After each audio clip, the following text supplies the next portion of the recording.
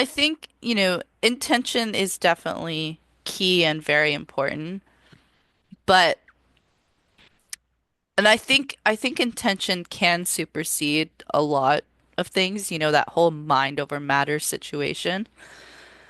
But that being said, the better condition you have your body in, the easier it is to, and the more effective perhaps your intent will become. Yeah, So, yeah, I agree with that. Yeah, yeah, yeah.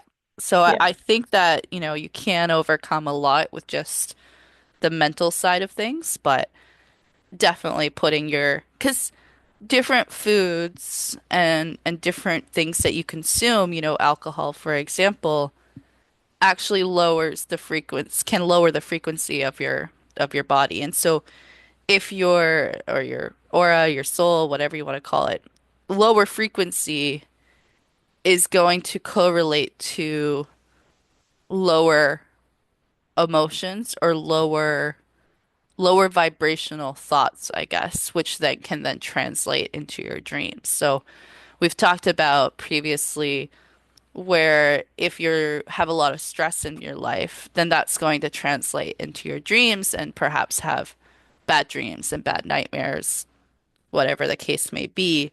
So if your body is stressed in kind of a metabolic way, then that can translate to your dreams as well. And then the whole anecdotal thing or the folklore thing of cheese, dairy causing you to have bad dreams.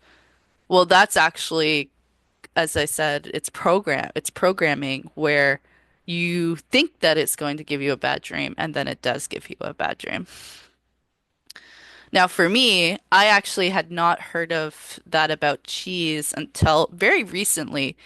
I happened to be talking to a friend about the podcast and about dreams, and she's like, don't eat cheese before you go to bed. And I was like, huh? She's like, you've never heard of that? My mom said that all the time, that if you have cheese before bed, you're gonna have bad dreams. And I did it once. I had cheese before bed, and I had a pretty bad dream. And I was just like, nope, never heard of that before. And I definitely have had cheese before bed and was fine. So,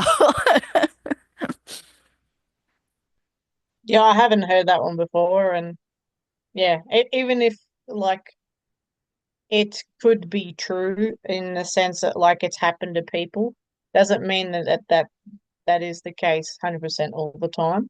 Like I said, like we're all different, and we process foods and information all differently. So it's not like one blanket, it's even like, certain foods or diets, that we should all be eating a certain way, like we're all different. So I think to say that it's probably it maybe their mum or their grandparents had an effect, or that they have an effect on them before going to sleep. So, or it's just something being passed down like verbally.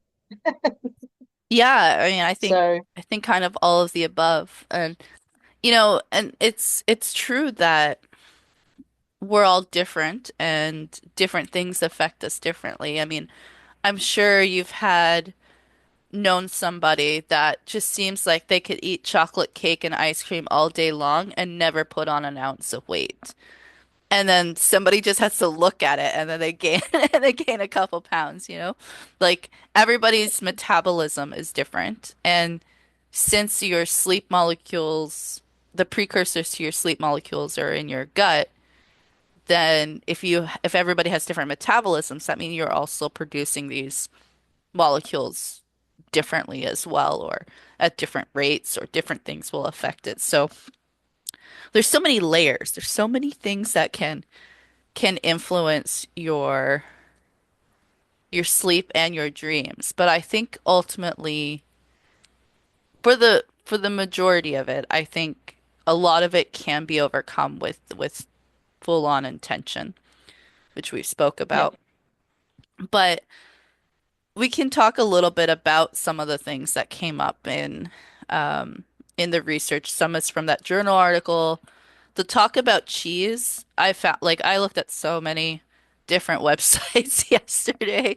Uh, and almost every website that I came across that wasn't a research journal article had mentioned cheese and dairy in some format of influencing bad dreams, apparently. Um, Okay, that's interesting. yeah, yeah. Uh, Sugar causes inflammation in the body, which, can affect things overall. Spice, having something spicy before bed was interesting because it talks about that it's harder for the body to digest spices. And so then that raises your body temperature. And if your body temperature is raised and your body's working harder to digest things, then you're not going to be sleeping as well. And if you're not sleeping as well, you're not going to be dreaming. Just like alcohol definitely affects your sleep. You don't have, although you feel like you're like dead to the world after drinking alcohol, you don't really have a restful sleep. And if you're not having a restful sleep, you're not dreaming as well. So there's so many different layers to it. What was interesting is that um apparently chili or having I'm gonna butcher this name. I don't know. I've always messed this one up, but capa no, I'm not even gonna try.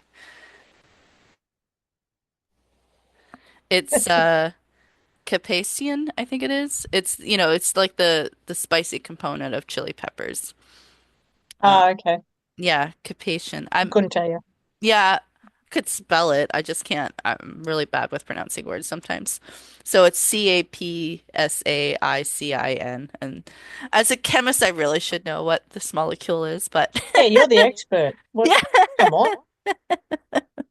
Yeah, it's just anyway, it's found in pepper. And it's funny, as I was looking at this last night, and I've seen this word before, and I was like, you can say this word, and I get on the podcast like, nope. Um, anyway, supposedly it's supposed to help with dream recall. So if you wanna remember or recall your dreams better, apparently chili peppers are the way to go. There's also piperin, which is also found in just peppers, and both of these supposedly stimulate your dreams, but who knows? It could also be antidotal. To increase your lucid dream frequency, more fruits and vitamins, fish or omega-3 fatty acids, all of those will increase your lucid dreamings. And the two biggest hitters for nightmares are smoking and antidepressants, supposedly. Yeah, so those are some things that have come up. Well, I've had to chat with someone recently. Antidepressants doesn't it just stop you or not stop you from dreaming, but it just really dulls your dreams, so you wouldn't have bad dreams, antidepressants. Mm, But I suppose it would affect them. yeah. Well, it's interesting because I didn't mention. So antidepressants fell under lucid dreams, but it also fell under increase in nightmares as well. Okay. So, but again, everybody's different, and yeah, it's just really hard to say. Um, and then they had spoke about how if you have more organic foods, then you have more frequent and recurring dreams. But if you eat fast food, you have less dream recall and fewer recurring dreams. But yeah, I'm going to be really interested in our experiment. We'll have to really design and plan out, you know, what we'll do for the experiment to just test different things out and see if anything affects our dreams. And Yeah, for I don't know. sure. And I I don't. suppose we can do that. So you go. No, no, no, you first. I was going to say, like before we finish the recording, we'll maybe mention what we're going to do, just so people know, and they can try it themselves, and then we can compare. And yeah, So I'm already thinking of something. So, Nice, but cool. Yeah. we can talk about it later. Yeah. Okay, yeah, sounds great. Yeah, definitely whatever I mean, people are free to experiment however they'd like, and I encourage you to experiment because everything that we've discussed so far on this podcast and everything you and I have read about or learned and I literally was talking to my fiance yesterday about this as I was reading all this, and I was like, man, I was like, dreams are just so elusive. And and and he laughed as well. He's like, "Yeah, dreams are elusive." And then we just left that conversation at that. But there's no concrete evidence. There's no concrete proof of anything with dreams. There's always, oh, it's kind of this or it's kind of that. There's many different factors. And I think it really just goes to show that us as human beings are just we are not simple. We are unique creatures or unique beings, but we're not simple. We're very complex. The human body. Oh, I don't know if I've said this one to you. This is my chemistry coming in again.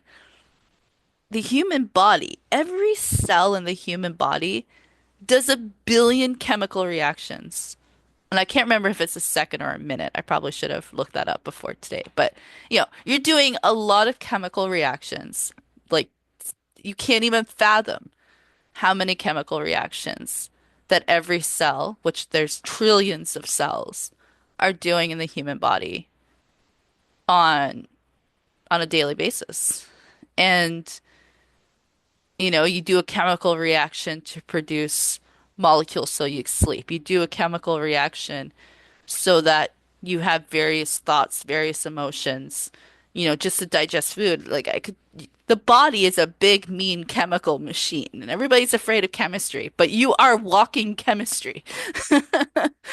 Uh, and so the human body is very complex. We don't understand how the mind works, how the brain or consciousness are involved. We don't understand any of this, and we don't understand dreams. But I can tell you from experience that if you pay attention to your dreams, if you put the intention out there for your dreams, they can be both beautiful and helpful. Well said. I love Thank that. you. Thank you. That's so good. And just to add on to what you said before, that, we don't really know what dreams are. To me, then, if we, it's still well, there's been studies and all that about dreams, but we can't have a controlled experiment in the sense where you never know what you're going to get in it, what dream's going to come through. You can't necessarily choose how it comes through. It comes through how it's supposed to. So for me, straight away, that's like it's all about the person, the dreamer. Like it's about what you want to get out of it. Your waking life, like who you are. Are you self-responsible? Are you motivated to do certain things for yourself? Like all these things, are you empowered in yourself, or are you not those things? And that in itself is going to affect your dreaming. So you kind of have to like you have to work on yourself anyway for everything. But it's if we focused on working on ourselves, empowering ourselves in our waking life, it's going to make a huge difference for our dreams. Kind of said that before. People are unsure. Maybe it's because they're unsure of themselves, and they're like when people just disregard dreams or like, nah, dreams are dreams. Maybe it's because they're not fully coming to themselves yet. So it plays through with the understanding of dreams. So yeah, that was just a thought that come through. Yeah, a great thought. Really resonated with me that it's individual and people have to work on themselves in order to have a better experience in dreams. And what came through for me is it's a cycle, you know. The brain, if the brain creates our reality or consciousness, I think it's more of just a receiver. But it's a cycle, you know. Your waking life influences your sleep life, but your sleep life or your dream state also affects your waking. And so I think you're right that if you're working on yourself in your waking life, that is going to tie over into your dream life. But I also think that if you're working on yourself in your day, you should also be working on yourself in the night, as in reflecting on your dreams and trying to see if there's anything that can come up from that. Because although we don't know what dreams are, I think we all can agree that the subconscious is at play. And we talked about the human body being complex, and we really only use about 10% of our brain on at any given moment. What's the other 90%? The other 90% is probably the subconscious, and it's keeping your body running, of course, and doing all of that. But there's a lot of processing that goes on in the background, and I think that processing really happens through your dreams.